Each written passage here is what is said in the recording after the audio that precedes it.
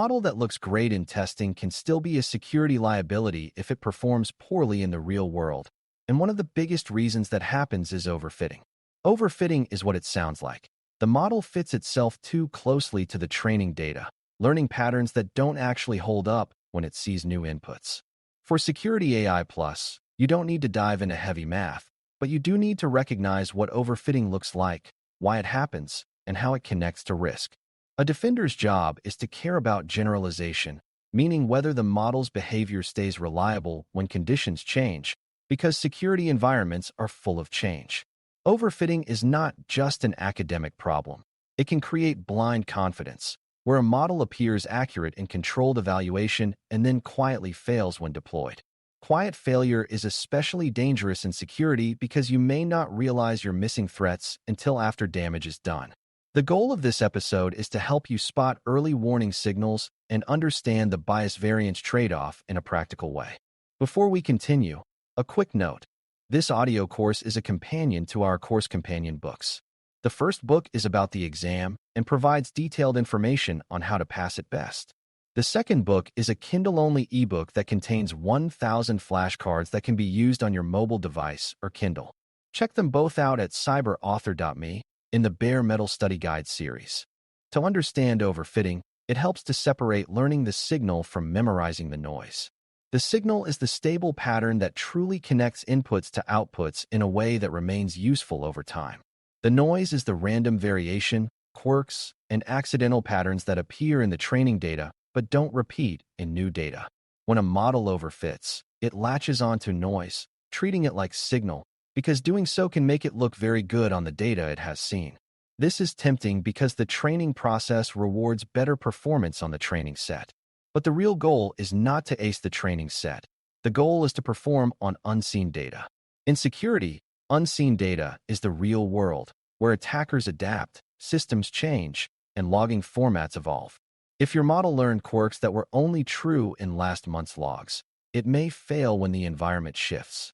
So overfitting is essentially the model becoming too specialized to its training environment, which makes it fragile in deployment.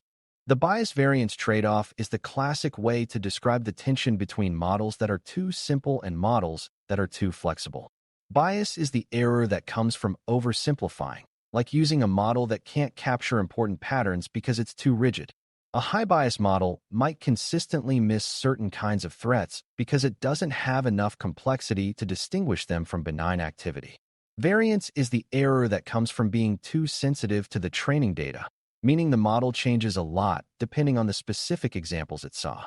A high-variance model might look amazing on the training set, but behave unpredictably on new data because it learned fragile patterns. Overfitting is closely related to high variance. Underfitting is closely related to high bias. For exam purposes, the important idea is that you're trying to find a balance where the model is complex enough to learn meaningful patterns, but not so flexible that it memorizes noise.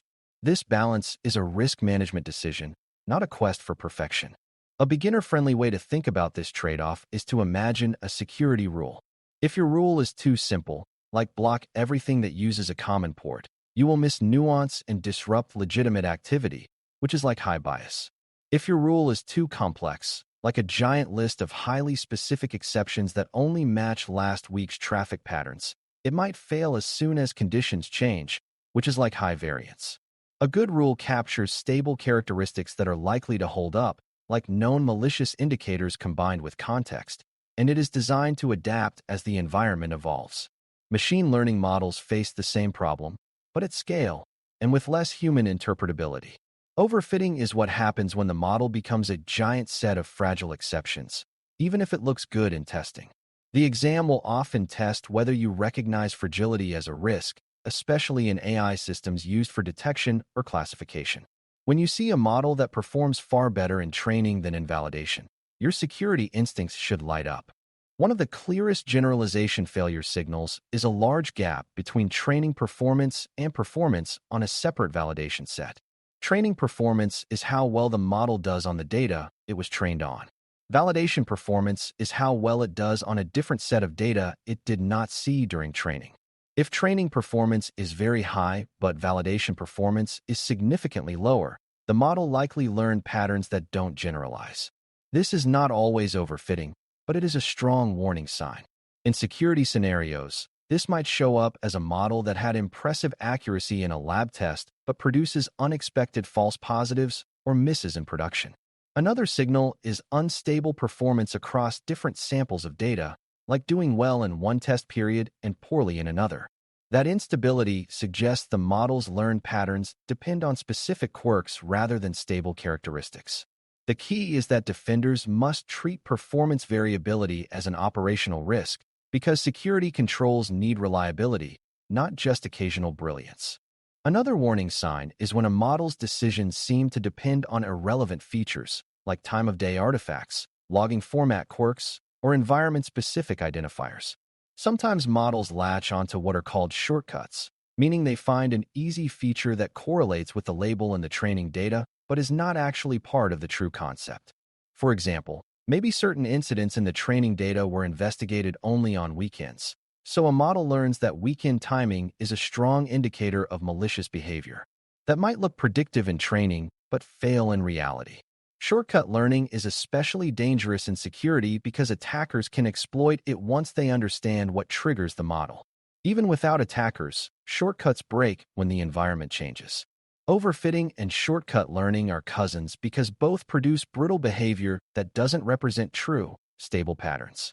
In exam questions, you might see a scenario where a model performs well until a logging change or a new system rollout, and the best answer will often involve revalidation and investigation of feature reliance.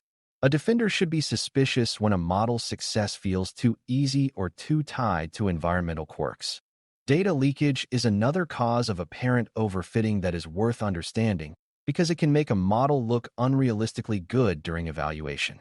Data leakage happens when information from the evaluation set accidentally gets into training or when the model is trained using features that contain the answer indirectly.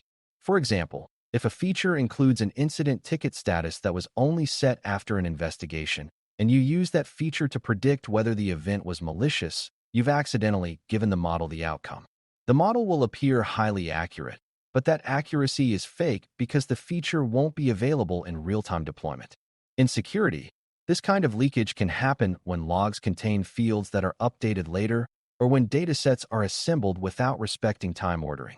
The exam may not use the phrase data leakage explicitly, but it may describe a model that performs extremely well in testing and then collapses in production, and the right interpretation might be that evaluation was flawed. Defenders should treat suspiciously perfect metrics as a reason to examine the evaluation setup. Overfitting also has a human workflow angle. It can create false confidence that reduces vigilance. If a team believes the model is nearly perfect, they may reduce other controls, ignore manual verification, or allow automation to take stronger actions. When the model fails, the blast radius can be larger because multiple layers of defense were weakened. This is a classic security lesson. Never put all your trust in one control, especially one that is probabilistic and environment-dependent. Overfitting makes this lesson even more important because it can hide weakness behind high training performance. In security AI plus terms, you want to understand that model performance numbers are not just technical facts. They influence governance decisions and operational behavior. A model that looks perfect may encourage riskier reliance, which can amplify harm when it generalizes poorly.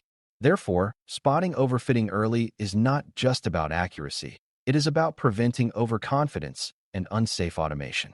A practical way to spot overfitting early is to look for patterns and errors and to ask whether those errors make sense given the domain.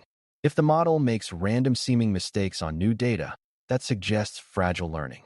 If it makes systematic mistakes in certain conditions, like failing for a particular type of user, system, or time period, that may indicate bias in the training data or a mismatch between training and deployment. In security, mismatches are common because environments vary and attackers change tactics. Another early clue is when small changes to input cause big changes in output, suggesting sensitivity that may not be justified. For example, if an event's classification flips dramatically due to a minor logging difference, that might indicate overfitting to formatting artifacts. In exam scenarios, you may need to identify what kind of issue is most likely given such behavior. Recognizing sensitivity and instability as risk signals will steer you toward answers involving robust validation and monitoring. The bias-variance trade-off also connects to model complexity choices and regularization, but you don't need to know the mechanics to understand the decision principle. More complex models can capture more patterns, which can reduce bias, but they also risk capturing noise, which can increase variance. Less complex models may generalize better because they are forced to focus on broader patterns, but they may miss subtle signals. In security, you often want a model that is robust rather than one that is razor-sharp only in the lab. That's because security environments are adversarial and dynamic. Robustness means the model behaves reasonably across expected variations and does not collapse when conditions change slightly. The exam may present a scenario where a complex model shows impressive performance, but is unstable, and a more robust choice or stronger validation might be the safest move. The underlying concept is that high performance in one test is not worth much if it comes with fragility. Generalization failure can also show up over time as drift, where the model's performance degrades as the environment changes. Overfitting can make drift effects worse because the model is already dependent on specific patterns that may shift. If the model learned last quarter's behaviors too tightly, then this quarter's changes will break it faster. In security, time is always moving and adversaries are always adapting, so generalization is not a one-time achievement. It must be maintained through monitoring, revalidation, and sometimes retraining. Later episodes will go deeper into drift and life cycle. But for now, it's enough to understand the connection. Overfitting makes models less resilient to change. In scenario questions, a sudden increase in false positives or false negatives after a system change is often a clue that generalization has failed. Your job is to identify the likely cause and choose a response that restores reliability rather than just chasing symptoms. The main lesson is that overfitting is a form of brittleness, and brittleness is a security risk because it creates unexpected gaps in defense. Bias-variance trade-offs describe the balancing act between models that are too simple to learn useful patterns and models that are too flexible to remain stable. You spot overfitting early by watching for training validation gaps, instability across time or samples, reliance on irrelevant features, and performance that seems too good to be true. When you see these signals, the safe response is to strengthen validation, check for leakage, examine feature reliance, and treat deployment as an ongoing monitored process rather than a one-time launch. If you can carry that mindset into exam scenarios, you will choose answers that reflect responsible defensive thinking. You will also be less likely to be fooled by impressive metric numbers that hide fragility. In a field where attackers look for weak points, reliability is protection, and spotting overfitting early is one of the simplest ways to keep AI-based defenses from becoming an accidental blind spot. Thanks for listening. For more audio courses, daily newsletters, and more, please visit BareMetalCyber.com.